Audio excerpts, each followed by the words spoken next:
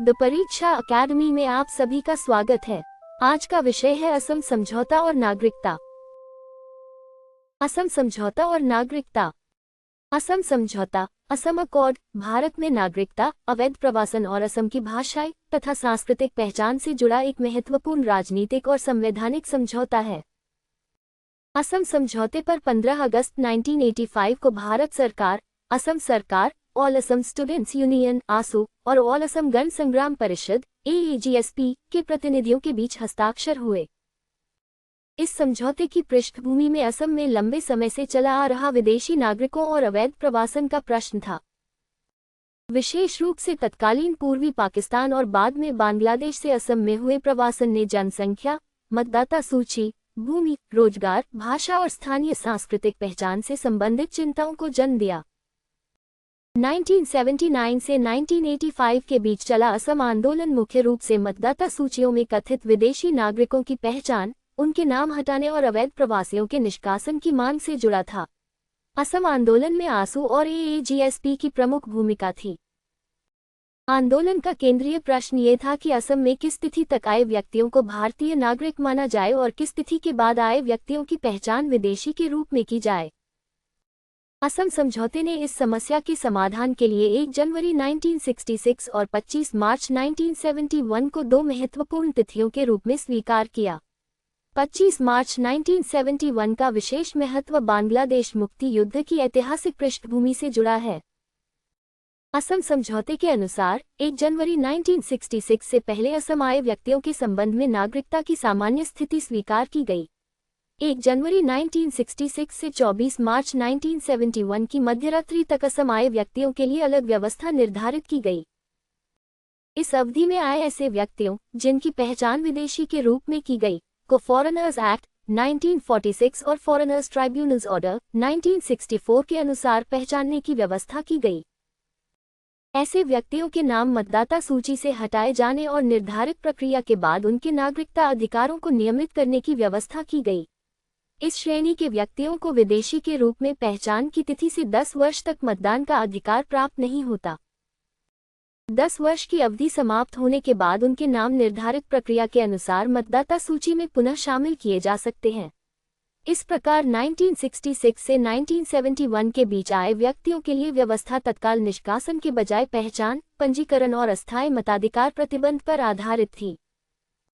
25 मार्च 1971 को या उसके बाद असम में आए और विदेशी पाए गए व्यक्तियों के संबंध में पहचान, मतदाता सूची से नाम हटाने और कानून के अनुसार निष्कासन की व्यवस्था असम समझौते का महत्वपूर्ण भाग थी।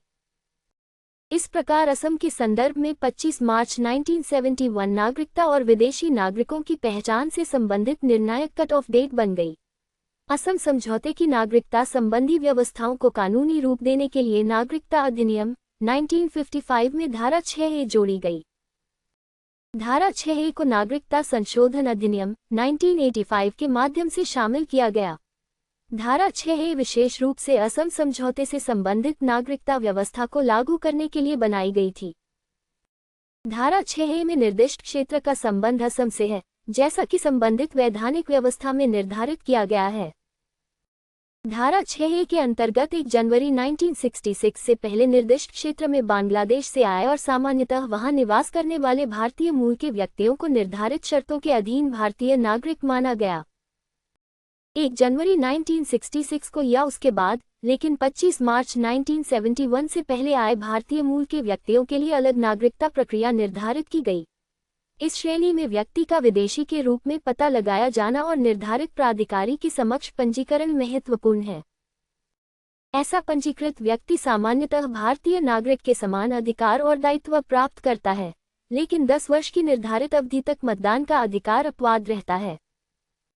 10 वर्ष की अवधि समाप्त होने पर संबंधित व्यक्ति को नागरिकता के पूर्ण अधिकार प्राप्त हो जाते हैं, जिनमें मतदान का अधिकार भी शामिल है।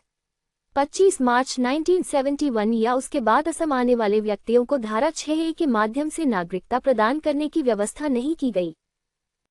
ऐसे व्यक्तियों की नागरिकता या विदेशी स्थिति का निर्धारण लागू नागरिकता और विदेशी कानूनों के अनुसार किया जाता है। असम समझौते का उद्देश्य केवल अवैध प्रवासियों की पहचान करना नहीं था, बल्कि असम के लोगों की सांस्कृतिक, सामाजिक और भाषाई पहचान की रक्षा करना भी था। समझौते के खंड 6 में असमिया लोगों की सांस्कृतिक, सामाजिक और भाषाई पहचान तथा विरासत की रक्षा, संरक्षण और संवर्धन के लिए संवैधानिक, विधायी और प्रशासनिक सुरक्षा प्रदान करने की बात कही गई। असम समझौते का खंड 6 नागरिकता निर्धारण से अलग होते हुए भी समझौते की मूल भावना का महत्वपूर्ण भाग है, क्योंकि इसका उद्देश्य जनसांख्यिकीय परिवर्तनों के बीच स्थानीय पहचान की सुरक्षा करना था। असम समझौते में अंतर्राष्ट्रीय सीमा की सुरक्षा और भविष्य में अवैध प्रवासन रोकने के उपायों पर भी बल दिया गया। इसमें सीमा सुरक्षा, सीमा पर अवरोधों की व्यवस्था और सीमा पार आवाजाही को नियंत्रित करने जैसे उपाय महत्वपूर्ण रहे। समझौते की मूल सोच 2 स्तरों पर आधारित थी। पहले से आए लोगों की नागरिकता स्थिति का एक निश्चित कट ऑफ डेट के आधार पर समाधान और भविष्य में अवैध प्रवासन को रोकना। असम में नागरिकता निर्धारण का प्रश्न मतदाता सूची से भी गहराई से जुड़ा रहा है, क्योंकि असम आंदोलन की प्रमुख चिंताओं में विदेशी नागरिकों के नाम मतदाता सूची में शामिल होने का आरोप था। मतदाता सूची से नाम हटना और भारतीय नागरिकता समाप्त होना हमेशा एक ही कानूनी प्रक्रिया नहीं है। दोनों प्रश्न संबंधित कानूनों और सक्षम प्राधिकारियों की प्रक्रियाओं के अनुसार निर्धारित होते हैं। फॉरेनर्स ट्राइब्यूनल्स असम में किसी व्यक्ति के विदेशी होने या न होने से संबंधित मामलों के निर्धारण में महत्वपूर्ण भूमिका निभाते हैं। फॉरेनर्स एक्ट 1946 के अंतर्गत किसी व्यक्ति की विदेशी स्थिति से संबंधित कानूनी प्रक्रिया नागरिकता के प्रश्न में महत्वपूर्ण हो सकती है। असम में नागरिकता से जुड़ी एक अन्य महत्वपूर्ण प्रक्रिया national register of citizens (NRC) का अद्यतन रही है। असम का NRC मूल रूप से 1951 में तैयार किया गया था। बाद में असम समझौते और नागरिकता संबंधी वैधानिक व्यवस्था की पृष्ठभूमि में NRC को अद्यतन करने की प्रक्रिया शुरू हुई। असम NRC के अद्यतन में 24 मार्च 1971 की मध्यरात्रि को प्रमुख कट ऑफ के रूप में प्रयोग किया गया। इसका मूल उद्देश्य उन व्यक्तियों की पहचान के लिए दस्तावेज आधारित प्रक्रिया विकसित करना था, जिनका स्वयं या उनके पूर्वजों का भारत में निर्धारित कट ऑफ डेट से पहले अस्तित्व प्रमाणित किया जा सके। 31 अगस्त 2019 को असम NRC की अंतिम सूची प्रकाशित की गई। इस प्रक्रिया में लगभग 3.11 करोड़ लोगों को सूची में शामिल किया गया, जबकि लगभग 19 लाख आवेदक बाहर रह गए। NRC से बाहर होना अपने आप किसी व्यक्ति को तत्काल विदेशी घोषित करने या देश से निष्कासित करने के समान नहीं है। विदेशी होने का अंतिम कानूनी निर्धारण निर्धारित वैधानिक और न्यायिक प्रक्रिया के अनुसार किया जाना आवश्यक है। असम समझौते और नागरिकता संशोधन अधिनियम 2019 CAA के बीच संबंध UPSC और UPPCS के लिए विशेष रूप से महत्वपूर्ण है। असम समझौते की नागरिकता व्यवस्था में 25 मार्च 1971 को महत्वपूर्ण कट ऑफ डेट बनाया गया था।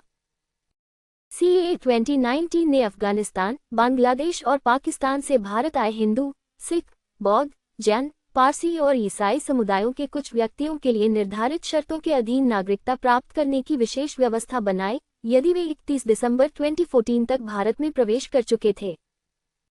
इसी कारण असम में CAA को लेकर एक प्रमुख चिंता ये रही कि 1971 के बाद आए कुछ व्यक्तियों को नागरिकता मिलने की संभावना असम समझौते के जनसांख्यिकीय और सांस्कृतिक संरक्षण के उद्देश्य के साथ तनाव उत्पन्न कर सकती है।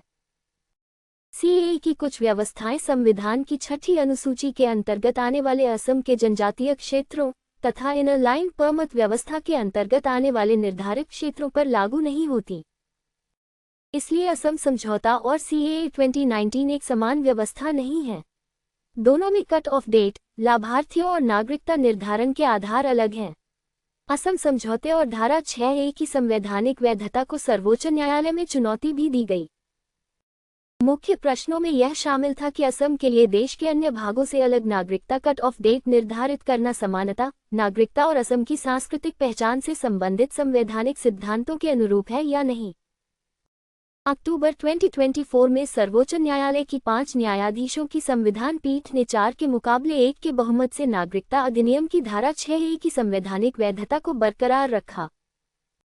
बहुमत ने माना कि असम की विशिष्ट ऐतिहासिक और प्रवासन संबंधी परिस्थितियों को देखते हुए धारा 6A के लिए विधायी आधार मौजूद था। सर्वोच्च न्यायालय ने 25 मार्च 1971 की कट ऑफ डेट को भी असम की विशेष ऐतिहासिक परिस्थितियों के संदर्भ में स्वीकार किया। इस निर्णय के बाद धारा 6A असम में नागरिकता निर्धारण से संबंधित एक वैध विशेष वैधानिक व्यवस्था बनी हुई है। असम समझौते को समझने का सबसे सरल तरीका 3 समय अवधियों से है। 1 जनवरी 1966 से पहले आए निर्धारित व्यक्तियों को नागरिकता व्यवस्था में स्वीकार किया गया। 1 जनवरी 1966 से 24 मार्च 1971 तक आए निर्धारित व्यक्तियों के लिए पहचान, पंजीकरण और 10 वर्ष तक मताधिकार से वंचित रहने की विशेष व्यवस्था बनाई गई। 25 मार्च 1971 या उसके बाद आए व्यक्तियों को असम समझौते और धारा 6A के विशेष नागरिकता लाभ का अधिकार नहीं दिया गया। इस प्रकार असम समझौता केवल एक राजनीतिक समझौता नहीं है। इसने असम में नागरिकता निर्धारण के लिए विशेष समय सीमा स्थापित की, धारा 6A के रूप में वैधानिक आधार प्राप्त किया, NRC और विदेशी नागरिकों की पहचान की प्रक्रिया को प्रभावित किया तथा नागरिकता के प्रश्न को असम की जनसांख्यिकी, भाषाई संस्कृति और स्थानीय पहचान की सुरक्षा के साथ जोड़ा। हमसे जुड़ने के लिए आपका बहुत बहुत धन्यवाद। ऐसी ही उपयोगी अध्ययन सामग्री के लिए वीडियो को लाइक और शेयर करें तथा द परीक्षा अकादमी चैनल को सब्सक्राइब अवश्य करें।